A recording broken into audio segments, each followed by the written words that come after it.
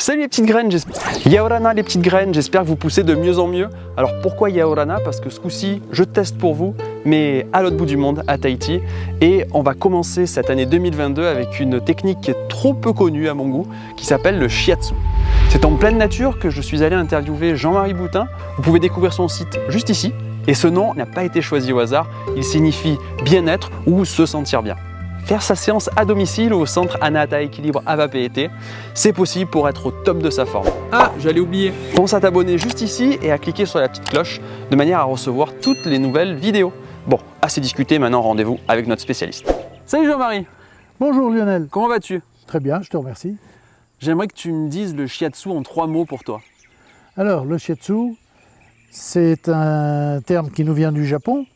Shiatsu, shi, ce sont les doigts. Et tsu, ce sont les points que l'on presse. C'est un art du bien-être japonais, mais qui alors trouve son origine en Chine. C'était une discipline qui s'appelait le do-in, où les Chinois avaient remarqué que l'on appuyait sur les points qui leur faisaient mal, et ça calmait la douleur. Donc petit à petit, il y a eu une étude faite sur les méridiens énergétiques et sur les points. Ça remonte à quand en termes de... Apparemment, ça remonte entre 8000 et 5000 ans. Ok, C'est oui. une très vieille médecine. Est-ce qu'il existe différents types d'écoles ou différents types de shiatsu en fait? Oui, à l'origine, quand le shiatsu a repris son activité après-guerre, c'est le maître Namikoshi qui a relancé le shiatsu, un peu comme les écoles d'arts martiaux. Quand les élèves sont bien formés, ils vont créer leurs écoles. Donc les deux écoles connues, c'est le shiatsu Matsunaga et le shiatsu Ohashi. Ohashi qui est parti aux États-Unis et qui a créé son école Ohashi Shiatsu. Et toi, tu as fait lequel? Et moi, j'ai fait l'école Ohashi. Ohashi qui a pour particularité de travailler sur les méridiens yin et de remonter l'énergie et de descendre l'énergie en travaillant les méridiens yang, de redescendre l'énergie. C'est quoi un méridien? Un méridien, c'est une ligne, je ne dirais pas qu'elle est imaginaire, mais à l'intérieur du corps, qui draine l'énergie, ce fluide énergétique. Donc ça veut dire que tu peux avoir un point sur le pied qui correspond à quelque chose sur le bras ou quelque chose comme ça? Oui, tout à fait. Par exemple, tu peux très bien avoir le méridien de la vessie qui commence au coin de l'œil, qui passe derrière la tête, tout le long du dos et qui se termine au petit orteil, le 67 vessie. Donc il y a 67 points le long du corps. Il y a 12 méridiens principaux. Les méridiens sont couplés. Tu as le méridien de l'estomac qui va avec le méridien de la rate. Le méridien du foie, par exemple, va être couplé avec le méridien de la vésicule biliaire. Et comment ça se déroule une séance, concrètement, de shiatsu? Ça se passe comment? Une séance, quand tu accueilles le patient, en quelque sorte, tu l'analyses déjà ou tu le ressens. Il y a un petit peu de morphopsychologie, tu vois son aspect, tu vois la manière dont il se déplace, dont il marche, comment son... Ohashi précisé dans ses lectures, de quelle manière sont usés les talons de ses chaussures, voir s'il y a un problème à la colonne vertébrale ou au bassin. Au niveau des appuis alors? Au niveau des appuis. Après, tu vas étudier la gestuelle. Et de même manière, regarder si la personne te regarde dans les yeux, suivre son regard, si elle est gênée, s'il y a de la timidité. Après, bien sûr, il faut s'ouvrir au dialogue, poser des questions, savoir connaître les pathologies de la personne, savoir si elle a eu des maladies antérieures, si elle a eu des os brisés, des cassures, s'il n'y a pas eu si elle ne porte pas de prothèse avant de lui faire un shiatsu. Et combien de séances il faut concrètement pour que ce soit efficace? Alors sur une personne qui ne présente pas trop de stress, je dirais, parce que c'est une maladie très en vogue, tout à fait, il faut compter trois séances. 3 séances, la première pour vraiment décaper, analyser, savoir et diriger un peu. Moi, ça me permet d'orienter, d'orienter mon shiatsu. Voilà, je vais... Tu l'adaptes en fait à la personne, en gros? Voilà, je vais adapter mon shiatsu et j'ai un ressenti après dans les doigts et chaque point va parler. Le corps va parler, va s'exprimer. Par exemple, tu as des points dans le dos où je travaille principalement les points chou. Chaque point est relié aux organes, à un organe. Donc en palpant déjà, je vais ressentir si la personne est tendue, s'il y a un déséquilibre énergétique, si le point gauche et le point droit sont asymétriques, ou s'il y a un déséquilibre, s'il y en a un qui est dur et l'autre qui manque d'énergie, quoi. Et tu parles donc des mains, tes doigts hein, au final. Oui. Est-ce que c'est ton seul instrument ou tu as d'autres instruments? Alors, j'ai remarqué par la pratique que on peut avoir des douleurs dans les articulations, et notamment le traumatisme de la phalange. Et il est bon de s'aider avec des outils qu'on appelle des tiges woki. Ce sont des outils un peu pointus qui ont la forme d'un doigt. C'est un doigt artificiel, ça peut être en bois, en corne ou en aimant. Personnellement, j'en ai en aimant parce que ça apporte aussi un peu de magnétisme. Quand tu as une personne qui est très tendue, où tu vois que le dos, c'est une planche de bois, c'est un tronc d'arbre. Moi, il m'est arrivé de masser des gens, c'était des troncs d'arbre. Quand la personne fait 175 kg et qu'elle est tendue, tu te casses les doigts. Tu es obligé de passer par des outils. Ok. Les gens viennent te voir pourquoi concrètement? Le plus souvent, après. plus souvent, je pense qu'il y a le stress. Okay. Stress. Il faut avoir aussi un peu de parapsychologie, il faut être parapsychologue, parce que les personnes qui viennent nous voir, ce sont des personnes qui ont des problèmes. Donc en général, moi je me vois un petit peu comme un profiler, hein, c'est-à-dire qu'on analyse vite le problème, il est où? Il est ou dans le couple ou dans le travail. Souvent. Règle générale, c'est ça, hein. Il y a deux cas. Voilà. Et après, il faut faire... il faut beaucoup de diplomatie, parler gentiment, quoi. Voilà. Et emmener la personne en confiance. Le shiatsu, pour moi, je travaille bien quand je sens que le climat de confiance est établi entre le praticien et le receveur. Ah oui. Voilà. Il faut un climat de confiance. Il faut que le patient, la patiente soit dans le lâcher-prise. Si jamais elle est dans le contrôle, elle va recevoir un mauvais shiatsu.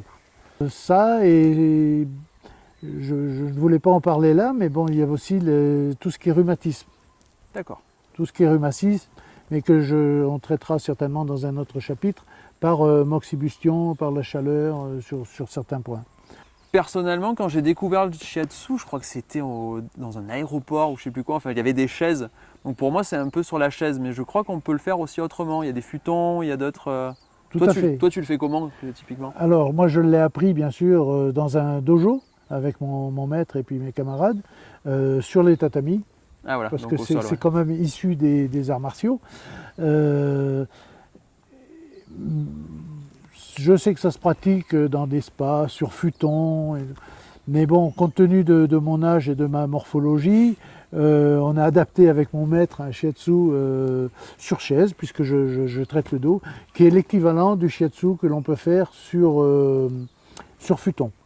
Et après, bien sûr, je travaille aussi sur table. Certains méridiens, je les travaille sur table. Ça peut aider à quoi le shiatsu concrètement? Le shiatsu, à lâcher prise. Je dirais ça dans un premier temps, à lâcher prise, lâcher du quotidien, apprendre à se détendre, à se relaxer, parce que mes patients, je reste à leur écoute, j'essaye de les diriger vers ce qui peut leur être profitable, c'est-à-dire également de leur dire de faire de la méditation, du yoga, des exercices respiratoires, écouter de la musique de relaxation, et changer de vie ou voire d'alimentation. Si tu avais à résumer le shiatsu, qu'est-ce que ça serait pour toi?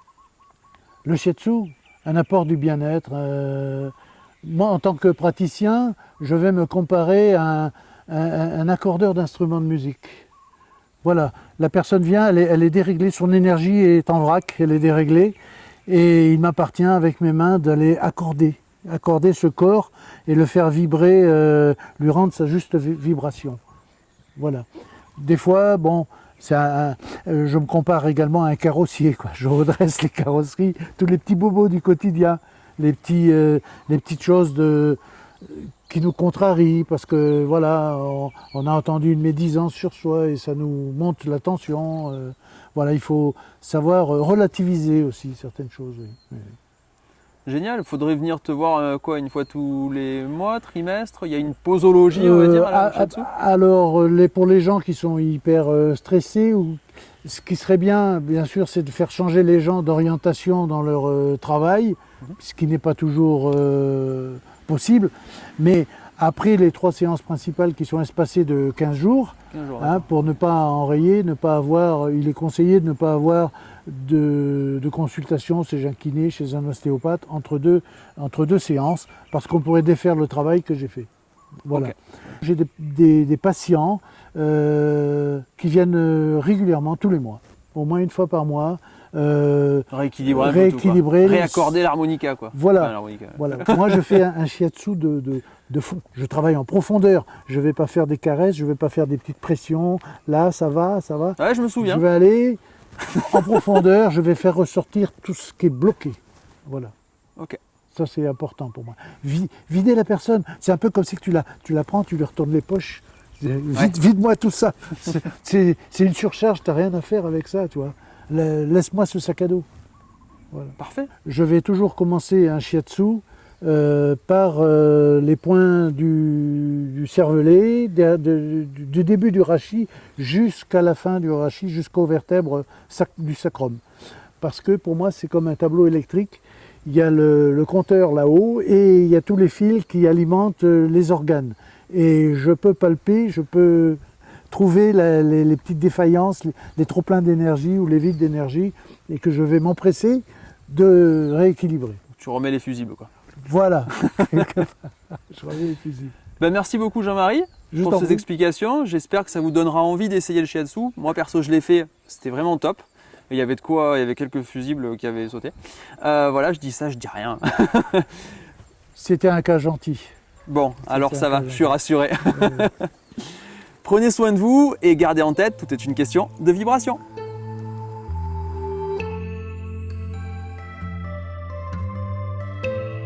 Tu peux me regarder hein, quand tu parles, n'hésite pas. Hein. Oui. Parce que ouais, sinon j'ai l'impression de parler à personne.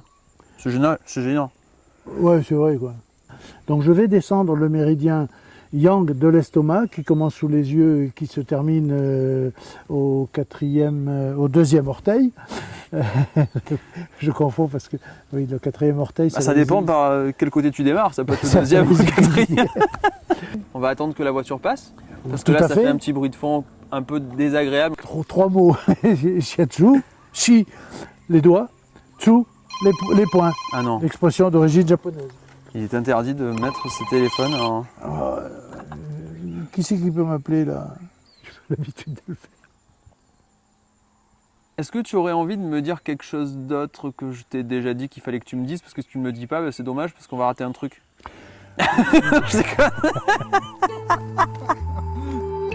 Ah, j'allais oublier. Pense à t'abonner juste ici et à cliquer sur la petite cloche de manière à recevoir toutes les nouvelles vidéos.